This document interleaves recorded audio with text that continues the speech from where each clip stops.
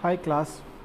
So in the series that we were doing parts of speech, the next topics we're going to cover are prepositions and conjunctions. ठीक है, हम basics cover कर रहे थे, आपको मैंने लास्ट क्लास तक प्रोनाउंस करवा दिया था. Hopefully you have understood all that. ठीक है, तो आज हम जो कवर करेंगे वो है prepositions और conjunctions. तो आपके 4 टॉपिक्स उसमें से कवर हो जाएंगे and then we will move forward. I hopefully I will try to keep this video under 10 minutes, लेकिन अगर नहीं होती है तो I am just starting this channel, I am new to this, तो बेयर विद मी. प्रपोजिशंस कहाँ से start होती हैं, इनका काम क्या होता है. ठीक है, जैसे मैंने आपको एक्सप्लेन करा था, मैं आपको ज़्यादा डिटेल में नहीं करवाने वाला हूँ कि हर एक के टाइप क्या होते हैं और वो सब क्या होता है. I will just explain what we were just covering functional grammar, यानी कि हर एक ग्रामर का, एक सेंटेंस में हर एक ग्रामर के टॉपिक का फंक्शन क्या होता है. So what is the function of a preposition. पहली बात, इसका एक नेम में से चीज़ निकाल लें, pre plus position. Pre plus position, pre का मतलब क्या होता है पहले, पोजिशन का मतलब क्या होता है जगह. तो ये कहाँ पे लगता है, बिफोर अ नाउन और अ प्रोनाउन. किसी भी नाउन या प्रोनाउन के पहले आती है प्रपोजिशन. अब इसका काम क्या होता है, फंक्शन क्या होता है. It gives the relation between a subject and an object. I really do hope guys कि आपको सब्जेक्ट और ऑब्जेक्ट के बीच में डिफरेंस पता हो, जो हमने लास्ट वीडियो से कवर करा था. If you don't know please जाकर देख लीजिए. ग्रामर का बहुत बड़ा बेसिक है वो सब्जेक्ट और ऑब्जेक्ट पता लगाना.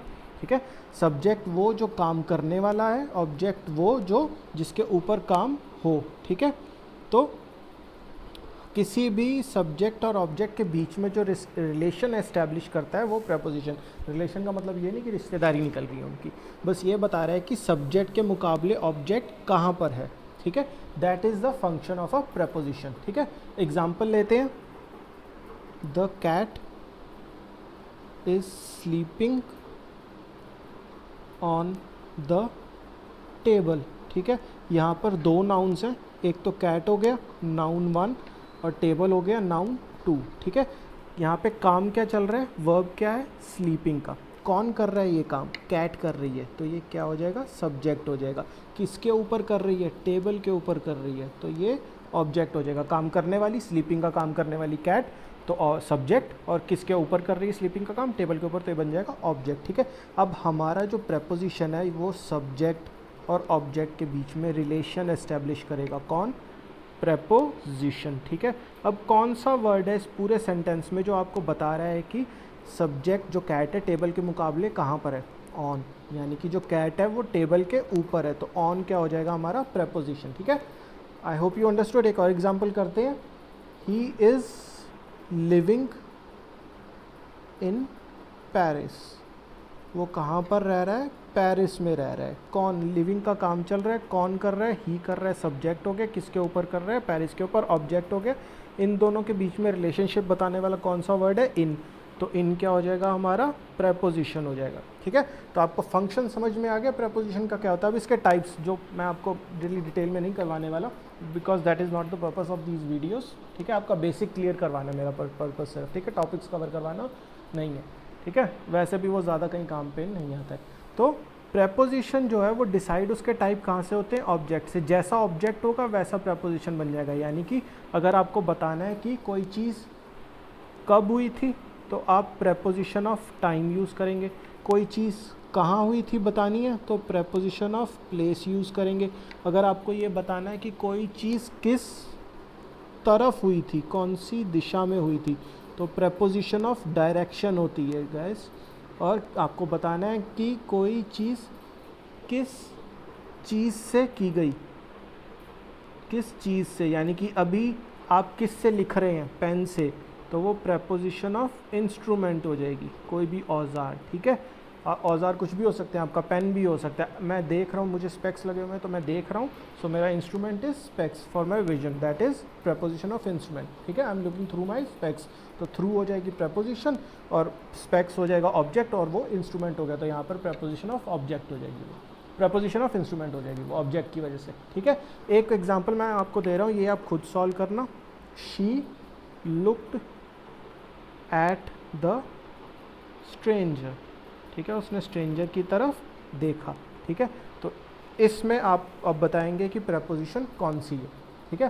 अब प्रेपोजिशन ने कवर कर लिया, आप सबको होपफुली पता होगा कि प्रेपोजिशन किस काम आती है, ठीक है। अब आ जाते हैं कंजंक्शन में। अब कंजंक्शन का क्या काम होता है, इसमें क्या वर्ड आ रहा है, जंक्शन। क्या वर्ड आ रहा है, जंक्शन। जंक्शन का मतलब क्या होता है, टू जॉइन। कंजंक्शन का काम क्या होता है, अब फंक्शन क्या है इसका कंजंक्शन का, इट इज़ टू जॉइन, ठीक है। मैं मोस्टली बच्चों को बताता हूँ कि कंजंक्शन क्या चीज़ होती है, फेविकोल होती है। फेविकोल क्या होती है, जोड़ती है, जॉइन करती है। अब किसे जॉइन करती है, वर्ड को वर्ड से जॉइन करेगी, ठीक है। फ्रेज को फ्रेज से जॉइन करेगी, ठीक है। क्लॉज को क्लॉज से जॉइन करेगी। कंजंक्शन बहुत वफादार होता है। सेंटेंस को सेंटेंस से जॉइन करेगी। कभी भी पार्टी नहीं बदलता कंजंक्शन, हमेशा एक जैसे वालों को जॉइन करता है, ठीक है। वर्ड का आपको पता है अभी यहाँ पर गाइस, ठीक है। वर्ड आपको पता है क्या होता है, सेंटेंस आपको पता है क्या होता है। किसी भी शब्द को हम क्या कहते हैं, वर्ड कहते हैं। किसी भी वाक्य को हम क्या कहते हैं, सेंटेंस कहते हैं। अब आपको मेन आ रहा होगा आपके दिमाग में भी, ये फ्रेज और क्लॉज क्या होता है, ठीक है। तो डोंट वरी, मैं आपको भी बता देता हूँ, ठीक है। ये हमने फंक्शन कर लिया कंजंक्शन का, ये आपका क्लियर हो गया, ठीक है। तो अभी एक थोड़ा सा बॉक्स बनाकर हम अलग से टाइम आउट लेकर देख लेते हैं कि ये अब ये फ्रेज और क्लॉज क्या होते हैं, ठीक है। तो this is hour extra work का बॉक्स, ठीक है। यहाँ पर आ गए हम। अब फ्रेज क्या होता, वर्ड क्या होता है पहले, ठीक है। What is a word, word आप सबको पता है कि किसी भी शब्द को हम क्या कहते हैं, वर्ड कहते हैं, ठीक है। अब फ्रेज क्या होता है, फ्रेज होता है ग्रुप ऑफ वर्ड्स।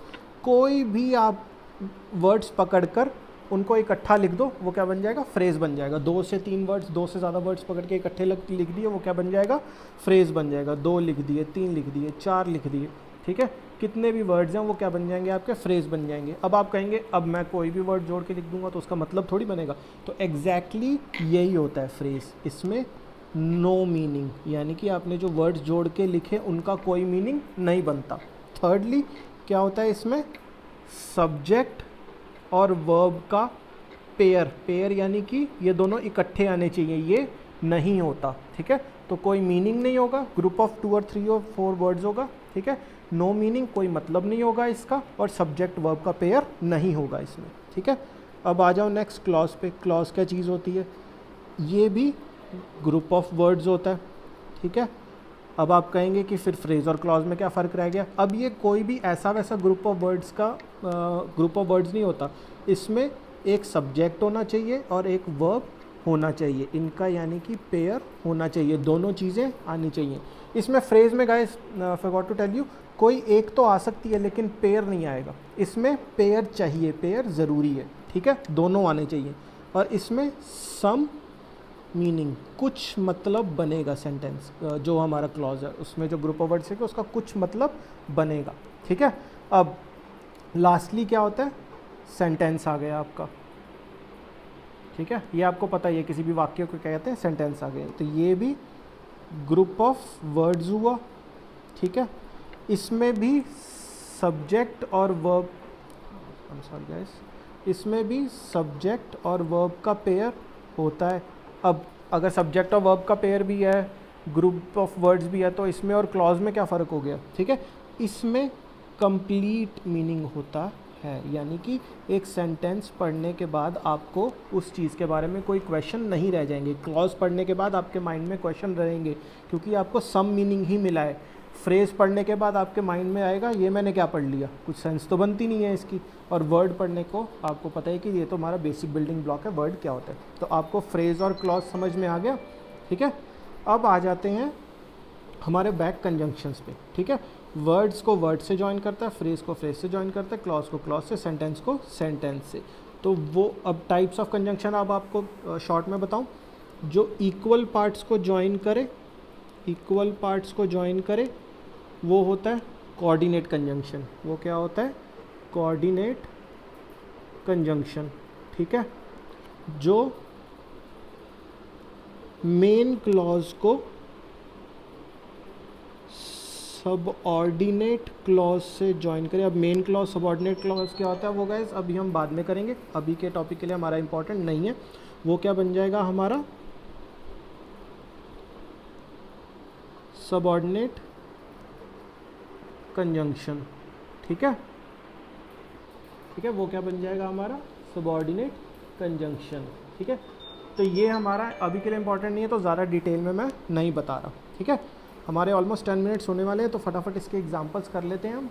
ठीक है, अब आपको ये पता चल गया कि कंजंक्शन का काम क्या होता है। ठीक है, नेक्स्ट हम इस पे आएंगे कि इसके एग्जांपल्स क्या होते हैं। अब मैं आपको इसके एग्जांपल्स इसके साथ नहीं करवाने वाला। ठीक है, इसके एग्जांपल्स मैं आपको प्रेपोजिशन के साथ करवाऊंगा, तो ज़्यादा अच्छे से समझ में आ जाएगा। अब दोनों को इकट्ठे क्यों किया हमने? ठीक है, वाई स्टडी देम टुगेदर, हम इन दोनों को इकट्ठे क्यों पढ़ रहे हैं? ठीक है, तो हमारा पर्पस ये है कि क्यों पढ़ रहे हैं इनको इकट्ठे, क्योंकि इनके जो वर्ड्स होते हैं वो कॉमन वर्ड्स होते हैं। ठीक है, यू हैव टू डिसाइड, आपको डिसाइड करना पड़ेगा कि वेदर दे आर वो प्रेपोजिशन की तरह एक्ट कर रहे हैं कि कंजंक्शन की तरह एक्ट कर रहे हैं एक सेंटेंस में। ठीक है, आपको डिसाइड करना पड़ेगा। ठीक है, तो फॉर एग्जांपल हम यहाँ पे एग्जांपल्स लेंगे कुछ। ठीक है, आपका टाइम ऑलमोस्ट 10 मिनट से ऊपर हो चुका है गाइस, तो I will break this video in 2 parts, थोड़ा सा अपलोड करने में भी आसानी आती है। नेक्स्ट हम यहीं से कंटिन्यू करेंगे। ठीक है, नेक्स्ट हम यहीं से कंटिन्यू करेंगे और आपको मैं बताऊंगा कि प्रपोजिशन और कंजंक्शन एक सेंटेंस में से कैसे ढूंढते हैं। ठीक है, थैंक यू गाइस, और नेक्स्ट वीडियो ज़रूर देखना इसके साथ कि ये जॉइंड है। ठीक है, तभी आपका पूरा एक टॉपिक ख़त्म होगा। ओके।